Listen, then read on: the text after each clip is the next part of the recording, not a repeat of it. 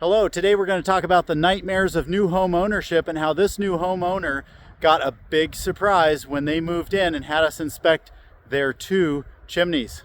At first, this appears to be a very simple ranch style home here in the suburbs of Denver, Colorado. When we zoom in, we see that there is a factory built chimney on the left attached to a wood stove and a factory built chimney on the right, covered in snow of course today.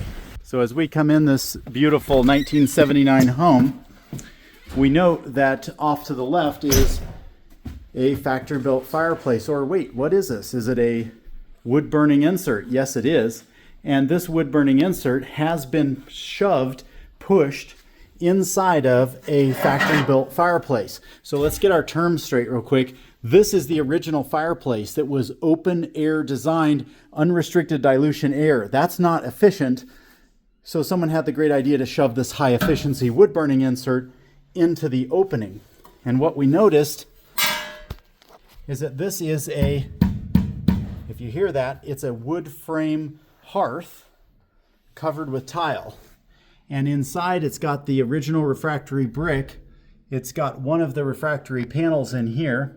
Here's our label that identifies a few warning pieces of information. And then the piece de resistance is inside here. There is no flue connection between the top of the insert and the original flue. So this thing has literally been smoking. If you guys can see the streaking on the walls. And look at this, somebody wiped it. The telltale sign, smoke always leaves a story. And if you look here, all the corners have a gray haze because they've gotten smoke in the corners, because this appliance is not approved to go in here in this type of an installation. A real fire hazard for the hearth protection and a real fire hazard because of the open air connection to the room, and the system is not rated for that heat. As many of you know, the factory-built fireplace is not designed to carry the weight, the heat, or the air heat that's going up the flue for the new high efficiency stoves. They're such massive heat producers now. If you put a massive heat producer inside of a shell that was never designed to carry that heat or that weight, it's only a ticking time bomb and they're going to experience problems. That's fireplace 1. Let's look downstairs at stove number 2. Downstairs we see a wood burning stove, the love and the joy of Colorado people. The home inspector didn't know what to do with this. It looks generally okay as is. Let's just walk up to it and pull on the pipe and see if it's connected. So of course it would be dangerous if this system were not secured with the minimum required 3 screws. I can see visually right here, there's a screw missing. I see a rust line. Let me try and pound this in. Yeah, it looks like it goes in. So that, oh, there it is. Look at that. So there we have it off. We need a minimum 18-inch vertical clearance if it is a single wall pipe. And we need a little less if it's double wall, usually 6, depending on the manufacturer. Our joint down here is pretty loose. Let's just lift this thing off. Well, we don't even need to. We'll just kind of turn it side. Oh, look at that. Let me get the camera right. So there's the center. You're 30% blocked with soot and debris in there. So 30% blocked. We're seeing a good amount of rust inside there. The spider webs are moving, which means there's a good amount of draft going up. So just very primitive check there. But this unit should be replaced, and we should consider replacing the venting as it goes through the wall. If they did this kind of an install here, they didn't observe the clearance to combustibles, which have been required for 100 years, then maybe they didn't do the wall pass-through right. So that would be a concern. This might be a complete remove and replace estimate. Like the one upstairs, I would recommend that whole system be removed.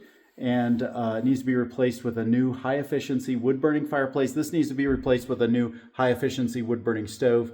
That's something that our company does regularly, so I'm highly qualified and competent to talk about that. And I just want to share a little video about some of the nightmares of new ownership when homeowners buy a home and they think everything's great, home inspector didn't say anything. That doesn't mean there's nothing wrong. So please get a chimney guy out there, certified, licensed, and insured, to inspect it before you trust the new purchase paperwork. And just by way of thoroughness, this is the last portion of the video. This is the outside of this chimney system. And if we look closely here, you can see the snow is built up pretty close along this edge of the pipe because there's no clearance to combustibles between the pipe and the eave, and that's a required 2-inch clearance. They have back-to-back elbows. That's not approved. They do have some wall straps. That's good. But overall, you know, we've got some structural issues here. This is pulling off. They used nails, which are not approved in the manufacturer's instructions. You can't use a nail to secure an object that has pull value. And then I'm not sure if they've got their clearances back here or not. We'd have to open this up, but there should be a 2-inch clearance all the way around that pipe as it passes through a combustible wall. This house would be a tinderbox if it were to ignite. All right, guys. Thanks for joining me on today's Byron on the Rooftop. I hope you learned a little something about wall pass-throughs, factory-built fireplaces with wood-burning inserts, and just some of the dangers and the horrors of new home ownership. Home inspectors don't catch everything. Make sure you hire a local guy. Appreciate it. Cheers.